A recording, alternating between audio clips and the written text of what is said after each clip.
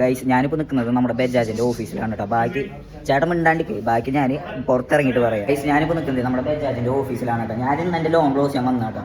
Loan close ചെയ്യാൻ വന്നിട്ട് ഒരു 1 ലക്ഷം രൂപയാണ് ഞാൻ ലോൺ എടുത്തത്. അതിലെനിക്ക് വന്ന നഷ്ടം എന്ന് പറയുന്നത് 43,000 രൂപയാണ് 7 മാസം കൊണ്ടിട്ടാണ്. ഇവരടുത്ത് ഞാൻ സംസാരിച്ചു. എനിക്ക് 18% എന്ന് പറഞ്ഞിട്ടാണ് എനിക്ക് ലോൺ തന്നതെന്ന് സംസാരിച്ചിട്ട് ഇപ്പോൾ അതിൻ്റെ ഇൻട്രസ്റ്റ് എത്രയായിട്ട് മാറിക്കണമെന്ന് അറിയോ? 32%. നിങ്ങളൊന്ന് ആലോചിക്കണം കേട്ടോ. ഇവരുടെ ദിവസമാണ് ഇവരുടെ പലിശ കൂടുന്നത്. അത് ഞാൻ ഇവരടുത്ത് ചോദ്യം ചെയ്തപ്പോൾ ഇവർ പറയുന്നത് ഇതൊന്നും സംസാരിക്കാനുള്ളൊരു സമയം നിങ്ങൾ തന്നിട്ടില്ല എന്നാണ് പറഞ്ഞത്. വ്യക്തമായിട്ട് ഞാൻ ചോദിച്ചതാണ്. അവരടുത്ത് വോയിസ് റെക്കോർഡും കാര്യങ്ങളൊക്കെ ഉണ്ടെന്ന് പറഞ്ഞു. വേണമെങ്കിൽ അവർക്ക് ചെക്ക് ചെയ്യാം. എനിക്ക് യാതൊരു തരത്തിലുള്ള പ്രശ്നം കാര്യങ്ങളൊന്നുമില്ല. എന്നിട്ട് ഞാൻ ആ ഫീൽഡ് സ്റ്റാഫിനെ ഫോൺ വിളിച്ചിട്ട് ഞാൻ സംസാരിച്ചപ്പോൾ അവരെൻ്റെ അടുത്ത് പറഞ്ഞ കാര്യം അവർ വേറൊരു സ്ഥലത്തേക്ക് പോകാനായിട്ട് നിൽക്കായിരുന്നു. അതിൻ്റെ ഇടയിലാണ് എൻ്റെ കാര്യം വന്നിട്ട് ഡീൽ ചെയ്തെന്ന്. നിങ്ങൾ ചത്താ പോലും ബജാജിൽ നിന്ന് വന്ന് ലോൺ എടുക്കരുത്. നിങ്ങൾക്ക് വേണ്ടിയിട്ട് ഞാൻ പറയുന്നത് ആര് ചത്താ പോലും അല്ലെങ്കിൽ ആര് വയ്യാണ്ട് കിടന്ന് ചേച്ചൊക്കെ പോവുക ആര് വയ്യാണ്ട് കിടന്നാൽ പോലും ബജാജിൽ നിന്ന് വന്നിട്ട് ലോൺ എടുക്കരുത്.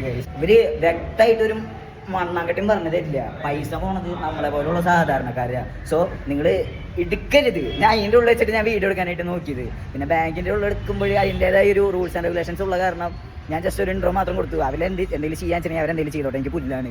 നിങ്ങൾ ദയവ് ചെയ്ത് നിങ്ങൾ എടുക്കരുത്. തോന്നിയ സമയത്ത് തോന്നിയ വർത്താനം അവർ പറയുക ഗൈസ്. അപ്പോൾ ദയവ് ചെയ്ത് ബജാജിൽ നിന്ന് ലോൺ എടുക്കരുത്. വേറെ എവിടെ നിന്ന് എടുത്താലും